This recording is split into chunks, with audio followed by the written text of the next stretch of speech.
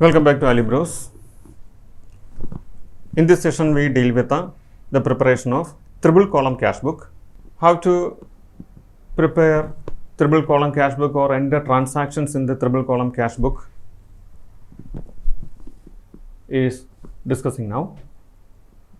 In the previous session, we already discussed the preparation of single column and double column cash books. When we compare with the double column cash book, as the name suggests, in the triple column cash book there will be three amount columns. They are cash column, bank column and discount columns.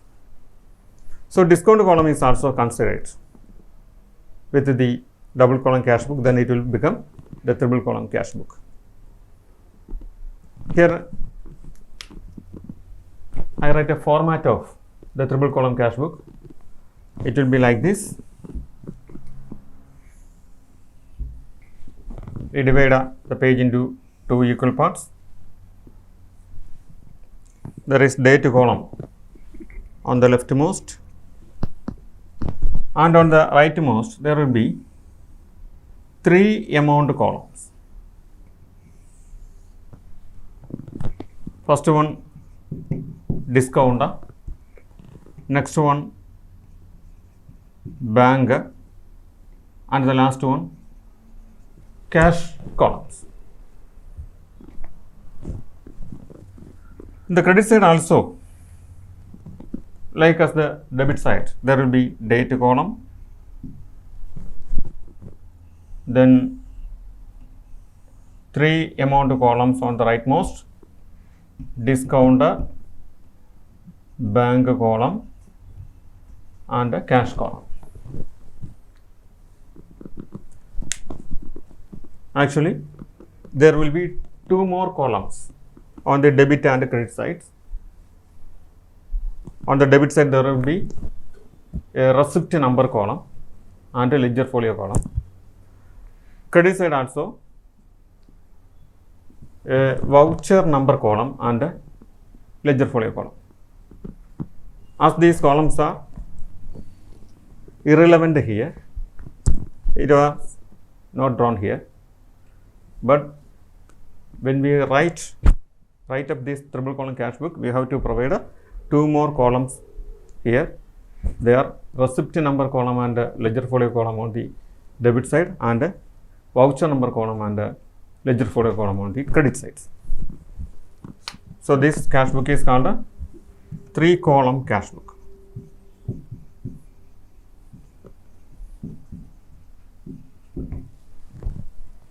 This is called a three column cash book because it consists of three amount columns on both the sides: discount column, bank column, cash column.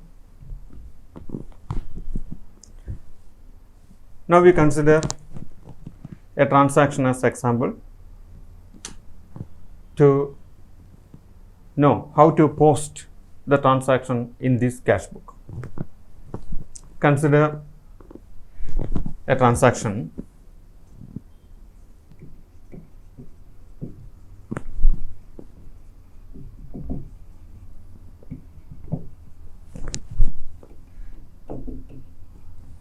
commenced the business with 25,000. This is the first transaction we consider as an example. Commenced the business with 25,000. When we commence business, the journal will be cash account debtor to capital. Cash account debtor to capital, that is the journal. And in this cash book, how we consider this? Since capital coming into the business, it is a receipt. All receipts will be shown on this debit sides, and all payments will be shown on the credit side. Since it is a receipt, when cash is invested into the business, it is a receipt. It is to be shown on the receipt side. After putting the date, we write to capital. this amount is related to cash. So commenced business with 25,000 is commenced business with the cash. So the amount should be shown in the cash column. Amount should be shown on the cash column. That's all with the posting of this journal into this 3-column cash book. Now consider another transaction.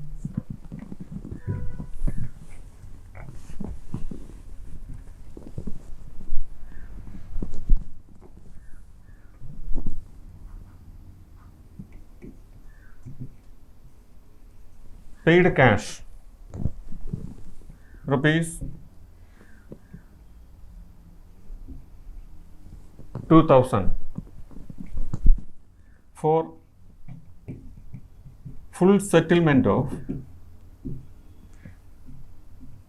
2,100. 2,100. So listen this transaction here. Paid cash rupees 2,000 for full settlement of rupees 2,100. We have to pay 2,100 to somebody else, and instead of paying this 2,100, we just paid 2,000 for the full settlement of this account. So the 2,100 liability was settled by making payment of this 2,000. The net effect is there is a profit, which is called a discount here, because instead of paying 2,100 for the settlement of the account, we just paid 2,000. Means there is a difference of rupees 100. We are not liable to pay this 100. This gain on making the full settlement is called a discount.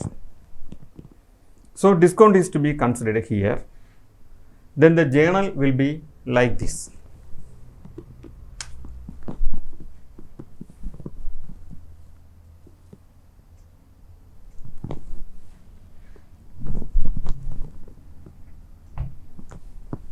When money is paid to somebody else, here suppose it was given to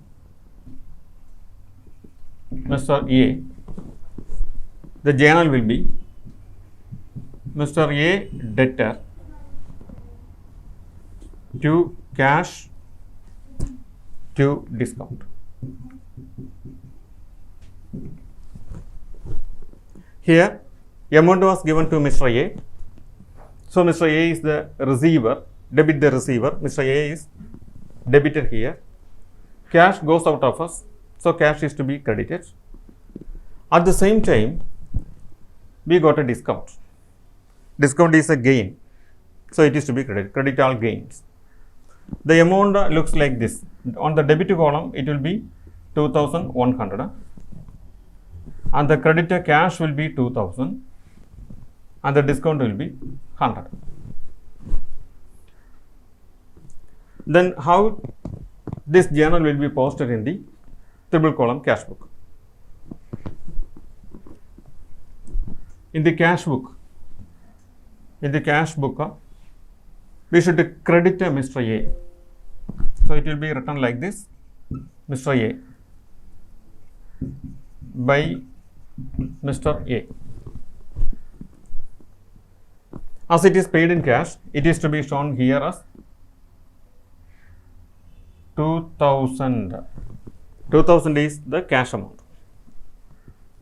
and the 100 represent discount. So corresponding to this cash column, on the discount column we write 100. So posting of this transaction is over. By Mr. A. Mr. A was paid with the cash of rupees 10,000, so it was written in the cash column, and rupees 100 we made gain as discount out of this, so that gain was shown here in the discount column. Then consider one more transaction.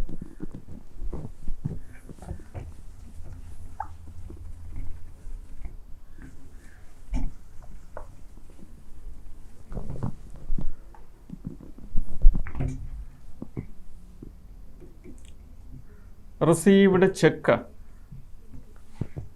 from Mr. B for 3,000 to settle the account of 3,200. So the meaning of this transaction is that the actual real amount of claim, it is 3,200. Instead of settling this amount by paying 3,200, a check for rupees 3,000 was given. So we received 3,000 from Mr. B instead of receiving rupees 3,200, and we settled his account fully. Means by receiving just 3,000, we settled the account for 3,200.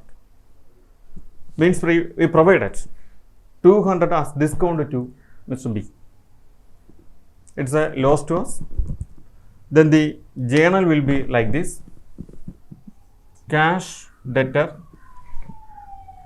because cash comes in, discount also debtor, because discount is a loss to us, debit all expenses and losses, that is the rule, to Mr. B.